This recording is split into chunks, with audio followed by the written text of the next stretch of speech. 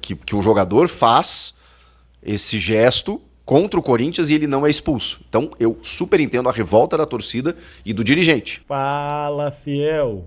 Corinthians ontem venceu e venceu muito bem o São Paulo na Neoquímica Arena. Golaços de Breno Bidon, golaço de Ranieri e muito golaço de Mateuzinho. E o Chico também trouxe análise perfeita sobre o Corinthians. E o que ele falou do Corinthians e do Fernando Diniz, isso vai deixar você louco de saber. Então fica até o final, assista esse vídeo completo para você ter noção do quanto foi importante os bastidores desse jogo. E se você quer ter conteúdo do Corinthians semanalmente, diariamente, se inscreva no canal, deixe seu like e bora pro vídeo. Um placar completamente, absolutamente enganoso. Porque se a gente falar dos 2 gols do São Paulo nada os fez para conquistá-los. Ah, claro, tem uma pressão ali, né, no erro do Ranieri, mas assim, foi um erro completo do jogador do Corinthians, que obviamente o Bobadilha aproveita, o Luciano faz o gol, naquele momento em que o jogo estava apenas 1-1, finalzinho do primeiro tempo, em que o São Paulo poderia voltar para o jogo, mas isso não acontece e o último gol então foi um gol entregue do Corinthians para o São Paulo no gol contra do Mateuzinho e por isso o Corinthians venceu apenas por 3-2. Mas poderia ter vencido por muito mais. De que maneira o Corinthians venceu o jogo do São Paulo? Muito pelo meio-campo, muito pela escalação kamikaze do Roger, praticamente um 4-2-4, porque o Luciano não é meia, embora ele faça a função, volte ali, ele não é meia, ele é um atacante, juntamente do Caleri, do Ferreira, do Arthur, que obviamente podem ter compromisso tático, mas isso nem aconteceu no jogo, e aí você tem apenas 2 volantes, como o Danielzinho e o Bobadilha. E aí, obviamente, quando você tem um meio-campo com Breno Bidon, André Carrilho, Rodrigo Garro, jogadores de toque de bola, de controle, de posse, isso sem contar o Ranieri, né? Então, o São Paulo tinha 2 jogadores num setor em que o Corinthians tinha 4. E assim, quando você coloca uma escalação como essa, e eu entendi o motivo dela, só que você vê com 5, 10 minutos que não vai acontecer na prática o que você pensou, você tem que mudar. Eu entendi a escalação. Qual é o objetivo quando o treinador coloca um time como esse? O Corinthians vai ter a bola, vai ser propositivo, eu vou contra-atacar e tendo 2 jogadores rápidos como o Ferreirinha e o Arthur, eu vou espetar nas costas dos laterais ofensivos que o Corinthians tem, o Matheus Bidu e o Mateuzinho, e pronto. Ali eu vou criar minhas jogadas, naquele jogo meio modelo, sob comando do Roger, que foi o 4-1 sobre o Cruzeiro, lá disputado no Morumbi. Mas isso não aconteceu em nenhum momento, porque para isso acontecer, o São Paulo precisava contra-atacar, e o São Paulo não contra-atacou. Aliás, o São Paulo não atacou e não contra-atacou. Quando o São Paulo tinha a bola, em momentos muito esporádicos, em que o Corinthians estava bem postado, imediatamente recuperava a bola, saía tramando, pé em pé, e chegava até o ataque. Ok, o primeiro gol foi numa bola parada, mas que também é treinamento. Porque se vocês repararem, o Gustavo Henrique é o cara avisado, né? Tá todo mundo entendendo que a bola parada do Corinthians vai buscar o Gustavo Henrique. Então é óbvio que os jogadores do São Paulo ficaram com uma atenção voltada para o Gustavo Henrique. E mesmo assim, o Gustavo Henrique descolou, tá? Porque o São Paulo marca meio que por zona ali, né? Não foi uma marcação individual, foi cada um na sua posição. Só que aí... E quando o cara desloca, que é básico hoje de uma bola parada, que foi o caso do Ranieri e do Gustavo Henrique, tanto que o Gustavo Henrique tá chegando junto do Ranieri. E quando ele chega junto do Ranieri, o Ranieri nem precisa pular, né? Porque a bola é meia altura no primeiro pau, e aí é uma mudança, claro, você surpreende o adversário, né? Porque normalmente essa bola do Garro, ela é esticada até um segundo pau pro Gustavo Henrique ou fazer... o gol ou escorar para dentro da área. Agora foi uma medida surpresa, né, naquele primeiro pau, só que o Gustavo Henrique, repito, descolou. Ele também tá chegando junto. Então se o Ranieri não faz o gol, fatalmente o Gustavo Henrique faria. E isso é treinamento também. O que indica uma superioridade aí, né, nas estratégias do Diniz em relação ao Roger. Aí o Ranieri faz o gol. Primeiro gol, ok. O Corinthians já merecia pelo volume, pelo que vinha construindo, mas assim, pouquíssimas chegadas do São Paulo, para dizer nenhuma, né? São Paulo até então não conseguia fazer nada no jogo, primeiro tempo quase todo do Corinthians, e aí o São Paulo consegue um gol entregue pelo Corinthians naquela saída curta ali do Ranieri. O Diniz foi questionado sobre isso, ele foi muito sincero, porque ele recuperou o Ranieri emocionalmente no vestiário para que o Ranieri voltasse para o jogo e fizesse uma baita partida. Porque ele faz o gol. Ele faz o gol, só que ele entrega um gol num erro em que o Diniz, e isso a gente tá acostumado a acompanhar o Diniz, né? Ele fala que ele não considera erro, né? Ali ele obriga o jogador a ter coragem, a jogar, a se entregar, e isso tá dentro do pacote Diniz, né? Que a gente vai ter que entender. Que muitas vezes os caras vão fazer coisas mais ousadas porque ele permite, porque ele estimula, porque ele entende que o futebol é isso, é claro. Cabe ao jogador. Pô, falar um pouquinho disso aí, eu acho ótimo, tá? Foi um erro, tá? Foi um péssimo erro, na verdade, né? Péssimo erro é falar a frase errada, mas foi um péssimo erro. Só que ele dando essa liberdade, você vê como os jogadores jogam melhor. O Mateuzinho, se fosse com o Dorival, ele não ia fazer aquela jogada, gente. Ele ia tentar sempre procurar o Yuri, tá? Com o Diniz, não. O Diniz, mano, seja ousado. Faça a jogada, vai pra cima. E isso pra mim é uma ótima qualidade do Diniz, tá? Uma qualidade, não é à toa que o Kaique se soltou, que o Dieguinho se soltou e outros jogadores. Na tomada de decisão, entender como uma área segura ou não. E ali o Ranieri, né, numa falta de atenção, num segundo, ele vai tentar um passe pro Jesse Lingard e o Bobadilha antecipa. E é muito também do adversário, né? É claro que o gol ainda, eu repito, é entregue do Corinthians ao São Paulo. Mas é claro que o São Paulo, como todo time que vai jogar contra o Corinthians, como todo time que joga contra o Fernando Diniz, sabe que em algum momento os caras vão sair jogando. E aí você encurta para tentar forçar o tipo de erro que acabou acontecendo. Mas vamos lá, estrategicamente dentro de um jogo, dentro de um contexto, o São Paulo não fez nada para merecer o empate, mas conseguiu. E aí, qual é a alternativa? O que a gente imagina que isso possa acontecer? Bom, se ele não quis mexer no time durante todo o primeiro tempo e ainda foi beneficiado com o gol, chegando ao intervalo, com o clássico empatado em 1-1, apesar de não estar jogando bem, e a escalação não ter funcionado na prática, a gente pensa, bom, agora o Roger volta com o Cauli, tira um dos pontas, coloca mais um volante, baixa o Luan, sei lá, alguma coisa nesse sentido, e isso não acontece. Ele vai trocar só com 25 minutos do segundo tempo, quando a vaca já tinha ido para o brejo, né? Quando o Corinthians já tinha conquistado o seu placar. Então, foi muito mal o treinador do São Paulo nesse sentido, de não de pensar errado a estratégia para o jogo e ainda assim não ter feito nada para mudar a estratégia durante a partida. E em contrapartida, o Corinthians entendeu que no meio de campo, um São Paulo muito vulnerável, o Corinthians com jogadores técnicos como tem, poderia chegar ao resultado. Gostei muito da atuação de André Carrilho. Cara, a questão Carrilho sempre foi física, né? Quando ele perdeu lugar no time, ou quando ele não conseguiu mais jogar o futebol que já vimos ele jogar, é porque ele é um jogador mais veterano, é um jogador que você precisa ter um suporte, e com 4 jogadores no meio campo fica mais fácil para ele desenvolver o futebol dele. E, cara, ele jogou um partidaço, né? Porque naquilo que lhe cabe de preenchimento de espaço ali, de entendimento de jogo, leitura tática e bola no pé, é um dos melhores jogadores do elenco, é um dos melhores jogadores em atividade no Brasil, tecnicamente falando, ele joga muita bola. Então, se ele tiver proteção, e aí tô tentando entender já os movimentos de Diniz, o Diniz não poupa, o Diniz mantém todo mundo de 3 em 3 dias, eu tô admirado com isso, eu sou um crítico disso, mas tô admirado com isso, eu reconheço que eu não tenho como ir contra isso. E eu alertei, eu falei, Diniz, poupa os caras na Colômbia e tal, ele não poupou. Tem clássico domingo, ele não poupou e ganhou os 2 jogos.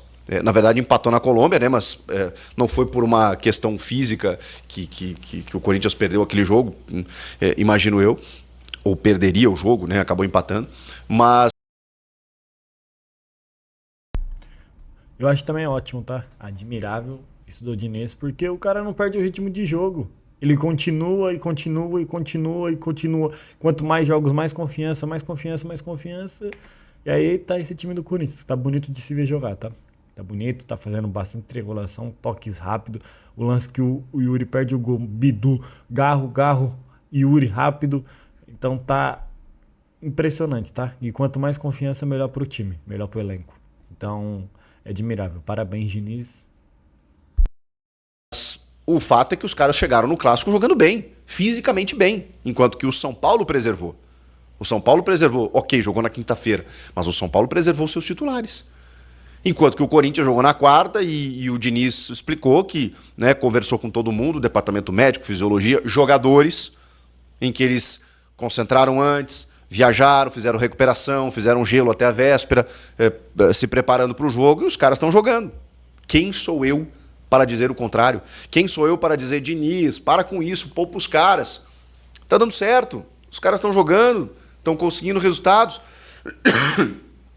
Então, assim, tá funcionando.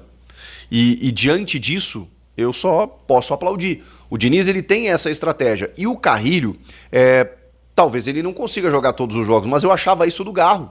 E o Garro tá jogando todos os jogos. O que eu vou dizer? Vou dizer que o Carrilho não consegue? Não. Eu acho que se ele tiver protegido, como é o caso desse sistema, pode ser que ele tenha uma sequência. E o Diniz deu uma dourada na pílula, né, do André, falou sobre o André, que é um jogador de muita qualidade, sabemos disso. Acho que o André pode e deve ser recuperado. Mas hoje, saca o André e deixa o Carrilho. O Carrilho ali pode fazer muito bem esse complemento, porque ele pode... Concordo com o Chico.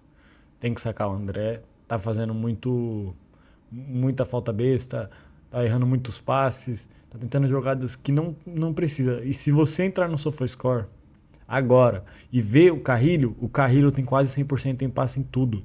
Passe no campo do adversário, passe no campo do Corinthians, passe longo, passe curto. Mano, o cara joga muita bola, tá? E é pouca mídia e muito futebol. Não tem a intensidade que o André tem, mas o André, primeiro, nos últimos jogos vem comprometendo. Segundo, o Carrilho tem coisas que o André ainda não tem. A maturidade, a experiência, a qualidade técnica é tão superior quanto. Então, assim, hoje é jogo pro Carrilho. E tudo bem se daqui a pouco ele perder espaço, porque o André tá jogando muita bola, tá entrando bem nos jogos, faz parte, é bom você ter um elenco para isso. Daqui a pouco o Alan vai ter que jogar, daqui a pouco o Matheus Pereira, que começou muito bem, depois perdeu ímpeto, né? O Alex Santana, o Diniz vai querer recuperar, então aos poucos, em algum momento ele vai ter que começar a entrar, ele entrou num jogo só até aqui. Então, assim, que bom que o Carrilho fez esse jogo de hoje. Agora, os outros dois, o Breno Bidon e o Rodrigo Garro, mas assim, jogaram o fino, porque tiveram espaço, porque também beneficiados por isso. Fora isso, o jogo mental do Bidon. O jogo mental do Bidon para cima dos jogadores do São Paulo foi excepcional. Excepcional. Ele sabe jogar com a bola e sabe jogar sem a bola, mano. O Bidon, ele é extremamente habilidoso. Mas eles estão amadurecendo o entrosamento que eles já tiveram, né? Não é de hoje que eles jogam juntos. Em vários momentos, dos grandes momentos do Corinthians, desde 2024, quando o Garro chegou, os dois já se entendiam muito bem. Então, cada vez mais, né? Porque o Bidon, ele é esse jogador tático, inteligente para jogar. E a minha única sugestão, humilde sugestão para Breno Bidon é: chuta mais, meu filho. Chuta mais no gol. Você joga muito, você é craque, você sabe fazer isso. Pô, a pisada na bola, a olhada pro goleiro e o chute no canto é de quem sabe. Mas ele precisa fazer mais isso. O Bidon precisa entender que se ele tiver o gol, jogando o que ele joga no meio campo, se ele tiver o gol, ele vai ser vendido por 10 milhões de euros a mais. Ele tem que entender isso. E o Rodrigo Garro, senhoras e senhores, é impressionante, né? Ele pega a bola pelo lado esquerdo, o Yuri pedindo no ponto futuro, ele carrega toda a marcação e ele faz isso aqui, ó. Vai, Bidon. Faz o gol e se consagra. E o Bidon recebeu sozinho na meia-lua. E aí, né, a gente tá falando dos dois times aqui, o São Paulo. O São Paulo. O Bidon dominou, olhou pro goleiro, escolheu o canto, chutou e ninguém chegou. Aí fica um pouquinho mais fácil para deixar o talento do Bidon aparecer, como foi nesse gol. Não falei do segundo gol, né, que é o gol do Mateuzinho. Golaço, hein? O Mateuzinho é um cara que, embora tenha feito o gol numa infelicidade, né, o gol contra, ele é um cara que muitas vezes é subestimado. Ele e o Matheus Bidu. Eu concordo com o Diniz sobre isso. Eu acho que o Mateuzinho poderia estar num radar de seleção se tivéssemos mais tempo, né? Até uma Copa do Mundo, e pode ser que ele entre em algum momento. Ele é jovem, ele tem boa qualidade técnica, ele em algum momento ano passado foi um dos maiores... Aqui no Brasil, o radar de seleção é só quem joga em times vamos falar, grande, tá? Que é Palmeiras e Flamengo. Então, esse é o radar da seleção brasileira de hoje, tá?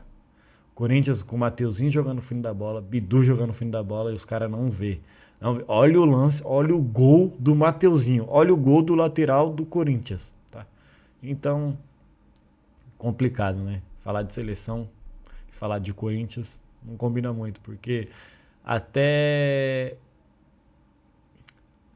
pouco tempo o único chamado foi o Yuri. E o Yuri voltou em Aca. Pra mim, deixa do jeito que tá.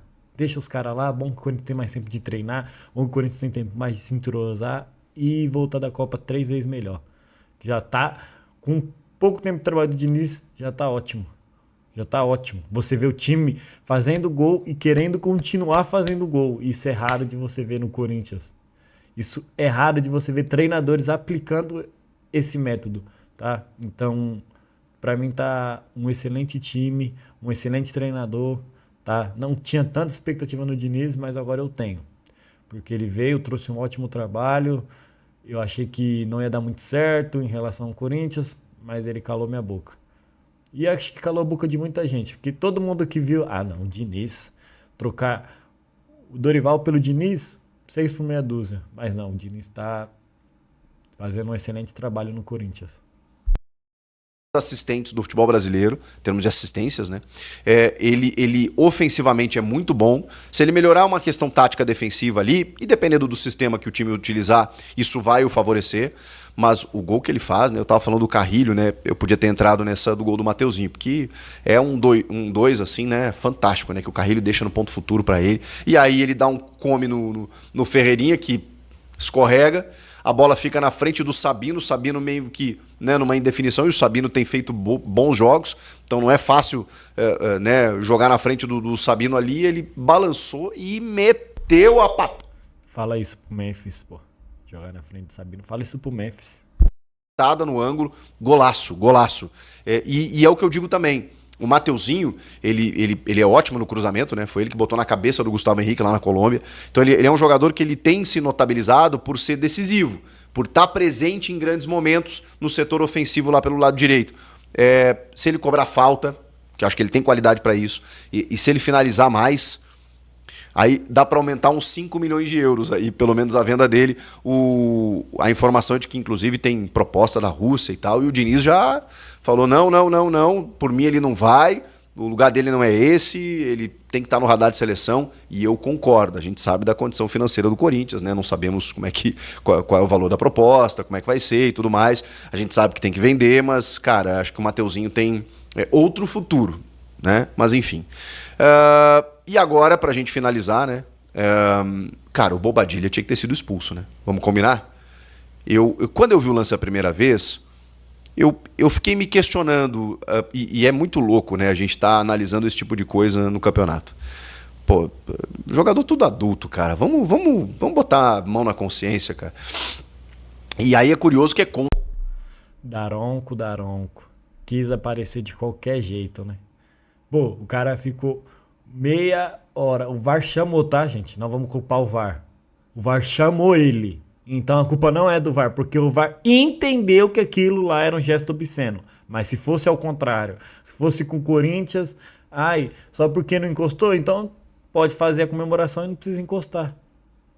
Vamos colocar isso para todos os clubes? Não, mas se o Corinthians na próxima rodada fizer o mesmo gesto, expulso.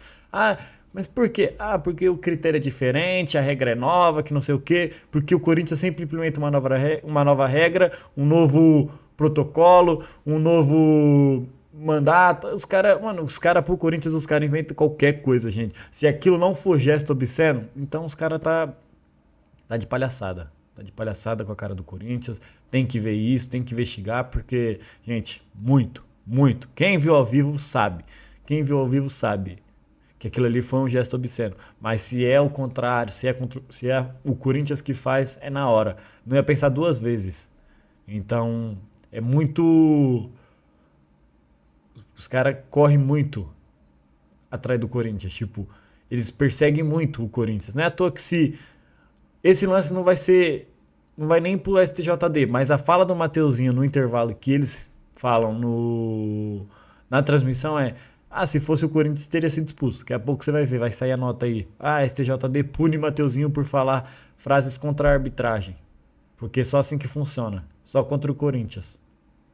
E aí, os pessoal ficam, ai, vocês são muito vitimistas. Como é que não vai ser, gente? Olha o que o STJD faz com o Corinthians. Olha o que os árbitros faz com o Corinthians. Então é complicado. Complicado, tem que investigar certinho, tem que ver tudo isso certinho. Porque aquilo ali foi um gesto obsceno, sim. E o Daronco fez de tudo pra não... Fez de tudo e conseguiu, né? Não expulsar o Bobadilha. Impressionante. Contra o Corinthians, né? É um jogo que um jogador faz esse gesto contra o Corinthians e ele não é expulso. Então eu super entendo a revolta da torcida e do dirigente, do Marcelo Paz.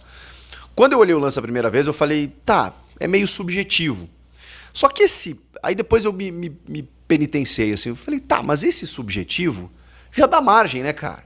Então assim, não pode. Porque onde é que tá o limite? E aí é surreal que a gente esteja falando sobre isso. Qual é a orientação? Existe uma orientação? A comissão de arbitragem reuniu os árbitros e chegou um momento e falou assim, ó, se pegar, expulsa. Mas se não pegar, não, aí tem que ver. Exatamente, aí releva. A gente vê, se pegar é expulso, se não pegar, mas fazer um gesto ali, colocar a mão no saco e não encostar, pode. Eu não entendi nada do que ele falou, Daronco, gente. Ele ficou o tempo todo discutindo com o VAR. Meu, isso é um gesto obsceno. Não é a forma como ele pega, é a forma como ele quer passar aquela imagem. Então, muito, muito, muito prejudicado o Corinthians foi, tá? E isso, claro, poderia ter mudado até o rumo do jogo, gente. O Corinthians com 3-1, São Paulo com 1 a menos. Se o Corinthians ainda quisesse, faria muito mais. O Corinthians com 11 contra 11 já faria muito, imagine com 10. Então, tem que ver certinho. Então assim, porque senão a gente vai chegar num ponto do jogador, ele não fazer o gesto obsceno da maneira como o André fez, o Alan fez, que é segurando a genitália, mas os caras vão apontar, por exemplo. E aí não tá errado também? Não é ofensivo para quem tá vendo o futebol? Para crianças assistindo? Peraí, gente. Então assim, no início eu até falei, tá, mas é que você não tem a certeza se ele tá falando com raça ou se ele tá... Não importa. Ele correu risco. É a mesma história do cara lá que tapou a boca pra ofender ou pra cometer o ato racista, como foi com o Vini Júnior lá, e a gente, poxa, mas a gente não viu ele falar, tá, mas ele correu risco. No momento que ele tapa a boca e tenta esconder o que ele tá fazendo, ele já tá incriminado. Então, assim, apontar, fazer um gesto sem encostar, também é passível de vermelho. Porque senão a comissão de arbitragem vai ter que... É a imagem que ele quer passar, gente. O que ele queria falar ali? Tem que ter muito saco. Aqui, ó, o tamanho do saco do jogador. Mano, não tem como você discutir com a imagem. E o Daronco discutiu com a imagem. Porque se fosse contra o Corinthians, ele não teria essa discussão toda. Ia no VAR, certo, vermelho. Vermelho pro jogador de preto, né? Que aguenta gritar de preto. Gente, vergonhoso. Vergonhoso. Estabelecer o limite do cartão vermelho pro gesto obsceno. Não, se levantar o dedo do meio, não pode. Mas se fizer uma banana... para aí, gente. Tudo homem grande, barbado velho, tendo esse tipo de comportamento no futebol, com um monte de gente assistindo, criança assistindo. Vamos parar com isso. Era vermelho, até pelo critério. Pô, se expulsaram já os 2 jogadores do Corinthians, né? Que foi um negócio corriqueiro, maluco, assim, que aconteceu de uma hora para outra. Por que não expulsou o Bobadilha? Então, assim, até nisso, o São Paulo acabou escapando, porque poderia ter um jogador a menos e o placar poderia ter sido muito mais elástico do que acabou sendo. Comenta aqui o que vocês